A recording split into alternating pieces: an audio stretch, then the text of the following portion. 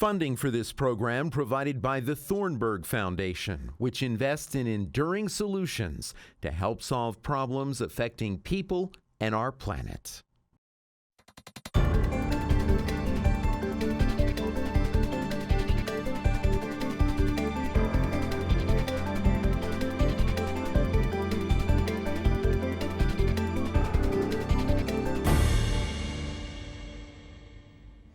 Thanks for joining us for Issues and Answers, Ranked Choice Voting, What We Learned. I'm Fred Martino. Coming up, we'll take a look at exit polling and we'll talk with leaders of Common Cause New Mexico, which supports ranked choice voting.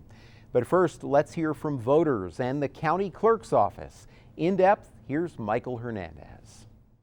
Doñana County's November election drew 17% of registered voters to the polls.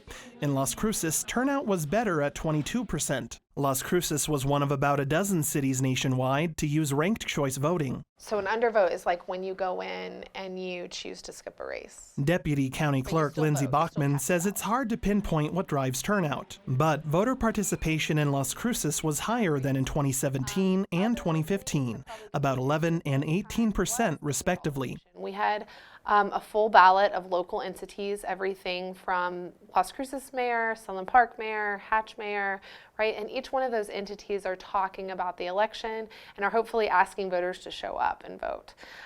So I think that consolidation process really helped. I also think that ranked choice voting likely played a role in getting voters out just because there was a lot of buzz about the change in process. We did a number of community presentations, and we also know that there were other organizations out there hosting special events and presentations just about ranked choice voting. In the Las Cruces race for mayor, Ken Miyagishima won a fourth term, with Bill Matisse coming in second after all 9 elimination rounds. Bachman says the county is fortunate more candidates didn't run for mayor, since 10 is the maximum voters can rank. You know, I don't know if I have really had an expectation going into the election about how many rounds it would go, but what I think it really codifies is this idea that people should be ranking as many candidates as they can put their weight behind.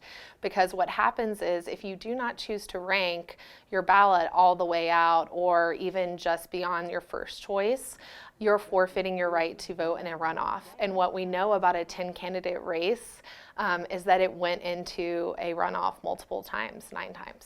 While 22% of Las Cruces voters cast ballots for mayor, the data indicates most of them made use of ranked choice. 88.5% of those ballots stayed active through the final round. That means the remainder ranked neither Miyagishima nor Matisse. Turnout in the 3 city council races mirrored the mayoral race. About 20% of registered voters in District 1 cast ballots, while voters in District 2 turned out at 22%. District 4 had the lowest turnout at roughly 18%. Unofficial election results trickled in after midnight. Bachman says part of the delay came from waiting for judges at some sites to deliver results. Since voters can vote at any location in the county, regardless of where they're registered, Bachman says instant runoffs can't take place until all sites are in. She adds that takes time, despite the county's best logistical efforts. And I do think having this expectation that results are going to be in really quickly is going to be a thing of the past. As more voters show up next year, I think there are some estimates that say we'll have something like 70% of the electorate show up on election day, which is awesome. But in order for that process to be one that's really accurate and fair and transparent, we have to be steady but take our time and be efficient about that. It'll just take longer. Didn't like it. It was Stephen Marcus's first election since moving to Las Cruces last year. Marcus said he thought the ranked choice format was confusing. What did you think of the ranked choice voting? I didn't like it. Doing it for the first time and being a new resident here, I wasn't wild about it. No, I think a runoff, I know it costs money, but that's the cost of democracy. You have to really, you have to pony up, and if you're going to have an election. And if it comes out, if someone is not the decisive winner, then you have a runoff. That's how you do it. Everybody had an equal chance, and I guess that's important. Other voters, like Angelo Vega, gave the system positive marks. While there was no minimum number of candidates voters had to rank, Vega said he ranked all 10 candidates for mayor. I felt it was pretty easy. You just put things in order, how you wanted it, how you wanted your candidates, and it saves us money. For us to have two elections, is a waste of money when we can just do one. And that's what I liked about it. Besides the cost savings, Bachman says the instant runoff format benefits voters by giving them more say in who gets elected. She adds past runoff elections in the county traditionally saw voter turnout of less than 10%. So then you have less of the population weighing in ultimately on who wins.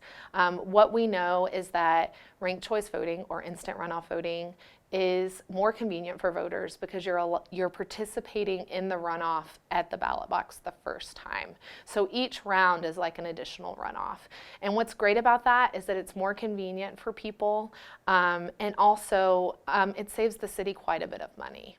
About $100,000, the cost of a separate runoff election, according to the clerk's office. Bachman says there's room for improvement when it comes to selecting and training poll workers. But overall, she said the county did well to educate voters and organize officials. For KRWG Public Media, I'm Michael Hernandez.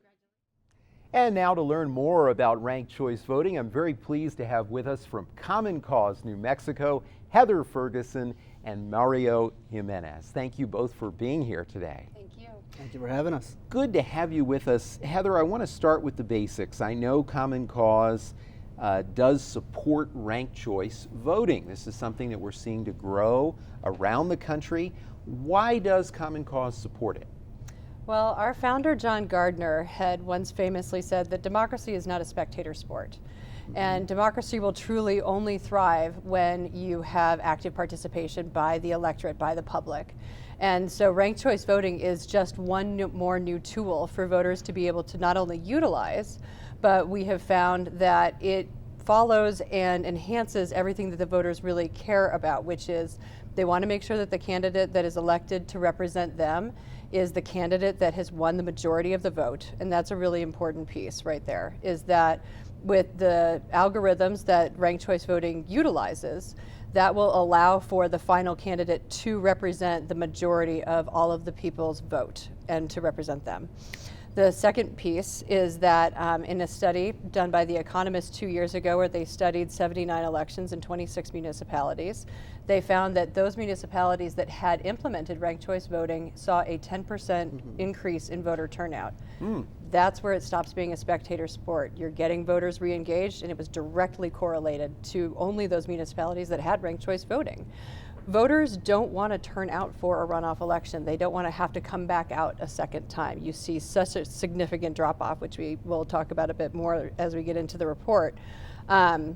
But this is something that utilizes our already very stretched for thin time schedules to be able to go in there, vote once, cover the candidates that you would like to see in office, and then have it all be done in one election day. The third piece is that it also saves money. Yeah. I know right now in the city of Albuquerque, when we just had to have a runoff election for 2 city council districts, the cost for that was $1.4 million. Wow. Which could have gone to so many other different things. But instead, Albuquerque, unlike Las Cruces, did not implement ranked choice voting for this election. And so they were forced to have a very expensive runoff election. Down here in Las Cruces, it would be significantly less just based on the voting population, but we're still talking about hundreds of thousands of dollars that the city just saved by having ranked choice voting. Yeah, so a lot of reasons behind this. About 53%, according to your exit poll, in Las Cruces support ranked choice voting for future city elections. Higher number in Santa Fe supported it when you did an exit poll there, 70%. What thoughts on these numbers? What do you make of them? Well, I think actually, if I could turn this over to Mario. Sure, Mario, your thoughts on this. What do you think about it? I mean, certainly this was a first time. Any time something is new, that might be part of the reason why we just went over 50% support for future elections. I think there's several reasons to that. You'll see that the difference in the numbers there is, I mean, one, obviously Santa Fe is a lot more engaged as far as ranked choice voting goes. They had a lot more time to prepare for that. There was a lot of candidates that were pushing for that as well. But I think it's very important to note that we also had 85% of voters that were confident that their vote did in fact count in the way that they intended to account. In addition to that, we had another 84% of voters that were satisfied with their voting experience in our poll here in Las Cruces. So that 85% in comparison to the 53% that you mentioned, I think is far more significant. It shows that our voters who did show up to vote on election day were in fact satisfied with their voting experience. But what it does highlight is we need to continue the education of ranked choice voting with our voters. Yeah, as I mentioned, 53% say that we should use it in future city elections in Las Cruces. Almost the same number in this next question. 54% of folks that you talked to said it was quick and easy. So there's obviously a correlation here between whether or not you understand it and whether you might support it in a future election. You know, one of the things that I saw in the poll that surprised me was that even though there was an enormous amount of publicity about ranked choice voting. I mean, the county clerk's office did community events. They were on KRWG-TV, on radio, the newspaper, online media. That did reach 70% of people who voted. 70% said that they knew what ranked choice was before they went in and voted. But there was still then 30% almost who went in to vote, and this was the first time they were seeing didn't hear a thing about ranked it. choice. They didn't hear about it. You know, it's fascinating to see that number because, as I mentioned before, I was actually attending a candidate forum, and I had a candidate stand up and say he had heard about ranked choice voting, didn't feel there was enough outreach, and as you mentioned, you know, the county clerk's office did a fantastic job going all over the city, attending various events, going to different organizations to discuss ranked choice voting. We had something on CLC TV, we had several flyers that went out in individuals' utility bills. So there was extensive outreach. It just shows that we need to do more to ensure that individuals are listening to what we're putting out and not overseeing it. Absolutely. Heather, looking at a more general question, I see about 60% of Las Cruces voters were very satisfied with their voting experience. Mario hinted at this earlier. The number even higher in Santa Fe, 81%, but still, these are pretty good numbers. What are your thoughts on this? I think that what we've been able to see with ranked choice voting is that this is something that we've been doing since kindergarten, if you think about it. You go to the ice cream store, they have 3 flavors of ice cream, and you really wanted to have strawberry, but they're out of strawberry.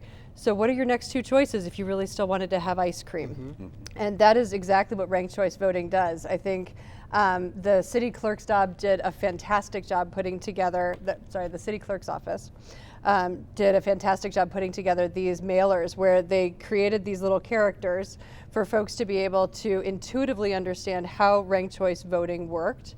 Once they saw these and they saw their ballot, it's intuitive for them to understand how to complete that ballot. And I think that overall, that's why you got the satisfactory. You didn't ask about this in the exit poll, but one of the things that I really personally, as a voter, appreciated about ranked choice voting is, in my view, and I heard people talk about this both at the polling place and just in general conversations. In my view, this does make people want to learn about the candidates, right? Because you aren't just going in there knowing you're definitely going to vote for one person maybe. Maybe you will have a second, third, maybe fourth, fifth, and in the case of Las Cruces, maybe even 10 people that you might rank. And I think what you get to see is people being excited about the candidates again. I think that it gives them the opportunity to vote for the candidate that they most closely identify with, but then also then to look at the other candidates more closely and say, okay, I have, this person does represent some of the ideals that are embodied with what our family believes in our values, and this is what we would like them to represent, and then working their way down the list. I think that we really saw some of the candidates trail off for some of the candidates that may have been either too new or that the community didn't know enough about in order to continue ranking past a certain point. So let's get into the ranking. Mario, I see about a third of Las Cruces voters ranked 5 or more mayoral candidates. A lot of people. That compares with 61% of Santa Fe voters who ranked all 5 people in that race who ran for mayor. They're apples and oranges in a sense because we got 10 candidates versus 5. However, Interesting there, that is a lot of people, a third of people who went and ranked 5 or more people in Las Cruces. And that is, and again, it's a really good statistic because what it does is it shows us that our voters are, in fact, as Heather mentioned, engaged with the candidates. So you're able to identify more than one. But I think once we get candidates on board as well, to start engaging their voters for that second vote, rather than putting out information, asking for just one vote, just vote for me and me only. Once we get them to engage, look, it's very important for you to rank your candidates because if I don't make it, I want you to have a say in that instant runoff election. Right. So it's very important that we engage them and encourage them to continue to vote for as many candidates that they could see serving them. Yeah, Mario, I know that some believe that ranked choice voting will encourage more candidates to appeal to a broader base of voters.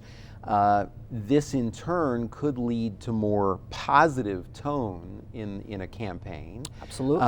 What did you find in this regard? So, well, in our report, we did see that a lot of our voters saw fewer negative campaigning. Matter of fact, it's something that I myself saw attending the polls and speaking to voters, as well as attending candidate forums. We had a candidate who was very positive in speaking that it's not his first time on the campaign trail, and he has noticed, a lot tamer campaigning by the opponents. And so I think we are seeing that it in fact does work, because rather than me bashing my opponent, I'm going to ask you for that second vote in case my opponent doesn't make it. And certainly in the last mayoral election, which occurred in 2015, I was living here and was a voter, a registered voter, and I did notice more negative campaigning in terms of advertising, things that came into my mailbox. Not all of that was from candidates. Some of it was probably from outside groups. But still, this was a more, in my view, positive campaign. It absolutely was. And one of the best positive things about that for us as voters, it allows us to focus on the issues that our candidates are putting out, rather than focusing on the mudslinging that's being distributed from various individuals, or as you mentioned, outside entities. Mario, anything else that stood out for you from this exit poll? I would have to say one of the things that stood out the most to me is the amount of people who actually knew about ranked choice voting going into the polls, as we discussed. But what it also does is it lets us know that there is more education that we need to do. I think one of the best things that we could possibly do, and it was done by the county clerk's office, it was offered to all candidates to come in and obtain a training on how ranked choice voting works, why it's to your benefit to talk to your voters about ranked choice voting. Just unfortunately, there are candidates who choose to, not do that. We did see, I'm sure you heard some radio ads as well, vote one and done, that type of stuff. And we can't encourage voters to vote for just one individual. We need to encourage them to exercise their right and vote, because this is an instant runoff type of election. So if your candidate doesn't make it, make sure you're voting for that runoff so you don't have to come back in December. Okay. Heather, want to move on to some other issues now. Common Cause is supporting some other election measures to try to increase voter turnout. One is automatic voter registration. Tell me about that. Absolutely. So automatic voter registration is something that we've already been doing here administratively for years, actually. Senator Ivy Soto helped to draft and work with the Secretary of State office and the county clerk's affiliate to build all of the administrative software and all the processes to be able to put that ability into all of the motor vehicle departments. What we did is we codified it into statute this year, and I think that was really important, so that now what will happen is what has been happening is you will go to your MVD office and it will present a panel to you just offering whether or not you would like to also be registered to vote at that time. And what we have found is that increases people, just the accessibility will increase the amount of voter registration that we have, which goes back to our original point, which is democracy will not thrive unless people participate. And Absolutely. so this gets them more engaged. Another idea is same-day registration. I know that we've seen increased voter participation with this in a variety of places around the country. Some really exciting numbers. We've been able to see this spreading in a lot of different states, and Mario was working with us up at the legislature to put that bill together.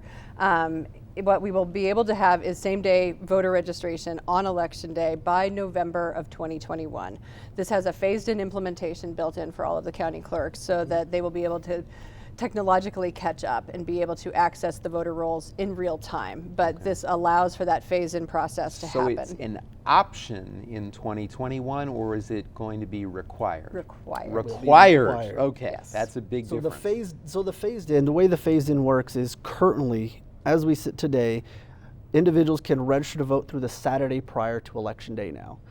If you remember, we used to have a 28-day cutoff, so now people can register truly on Election Day, because there is election taking place, through that Saturday before Election Day at the county clerk's office.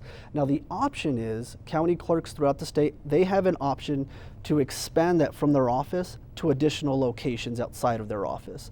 But there will be voter registration, true same-day voter registration at the county clerk's office through the Saturday before election. Yeah. You know, and I have to say, and I'd like both of you to comment on this, you know, I think some folks may diminish the incredible importance of same-day registration, and particularly looking at municipal elections, what we were just talking about in Las Cruces.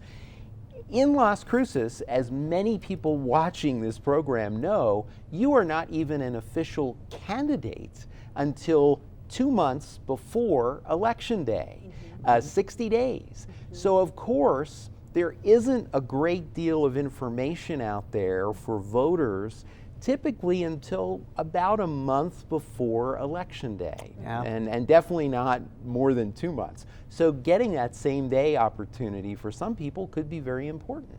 It's really significantly important. I think also we've noticed how people's lives have become more fragmented. We have more things that we're constantly doing, and many times it was already too close within the window for people to realize that they weren't in fact registered to vote, especially with a smaller election. Everyone is aware that we're having a presidential election coming up next year, but even then typically sometimes people were still in that window to realize, oh no, wait, they weren't actually registered to vote, or they wanted to vote in a primary and weren't registered to vote in enough time.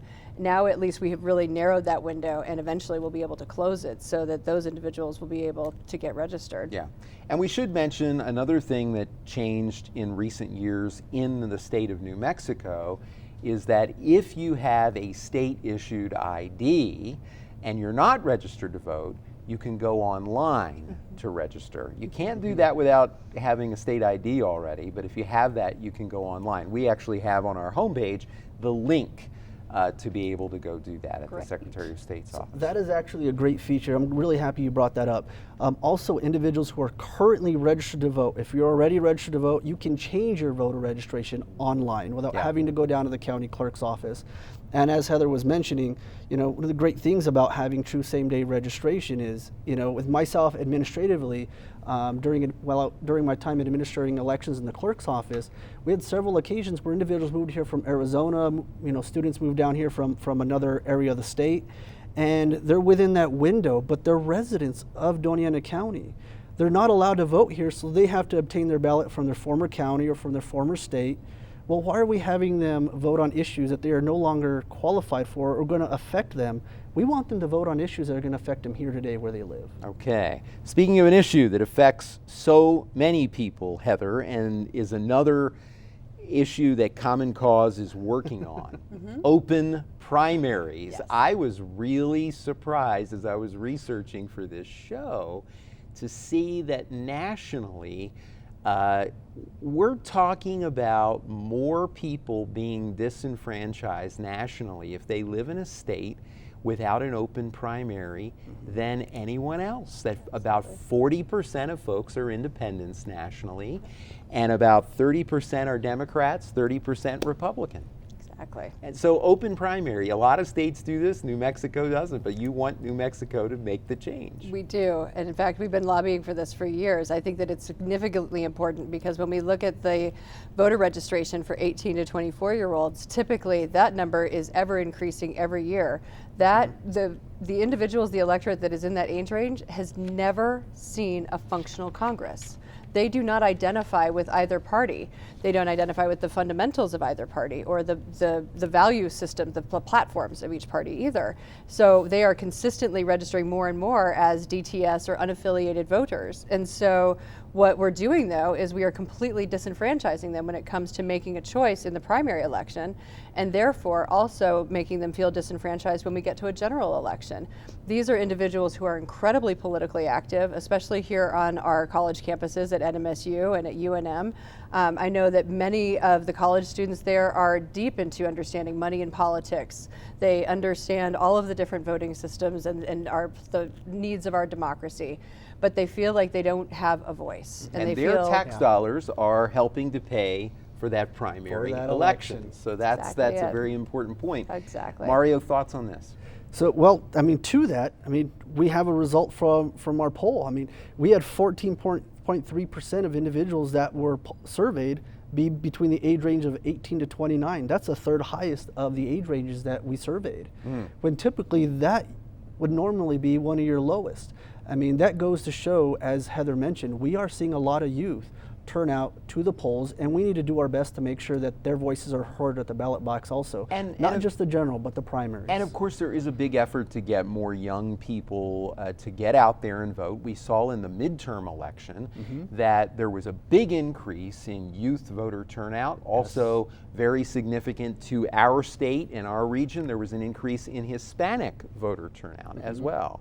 So what, in addition to all these things, Heather, that we've been talking about that you're working on, like open primaries and some of the others where you've been successful, such as same-day registration, which will be fully implemented in 2021, what else do you think we can do to continue to increase voter turnout? Because as you know, at the top of this show, we're talking about the municipal election, and the voter turnout was up, but it still was only about 1 in 4 folks who were registered.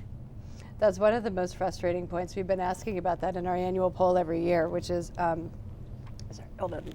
We got to get a drink. How about you? Let's start with you, Mario. So, well, I think we've already started to help improve that. And one of those big transitions that we made to improve that was consolidating elections, which is a bill that we got passed, and fortunately we're able to display this most recent last November. By consolidating all these smaller elections, we can start getting the public to see we have an election every second Tuesday of every year. And that way we don't have voter fatigue. We're actually having them be conscious of a single date where there will be an election and they don't have to worry about anything else. Yeah, that's very important. Final thoughts, Heather? Sorry, Voice come back? Not yet, not yet.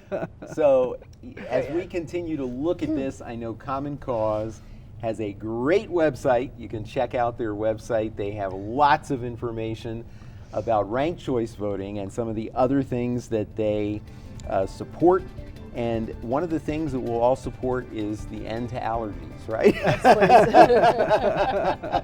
Heather and Mario, thank you both for being with us. Thank you for having us. Thank you at home as well for joining us. I'm Fred Martino. Have a great week.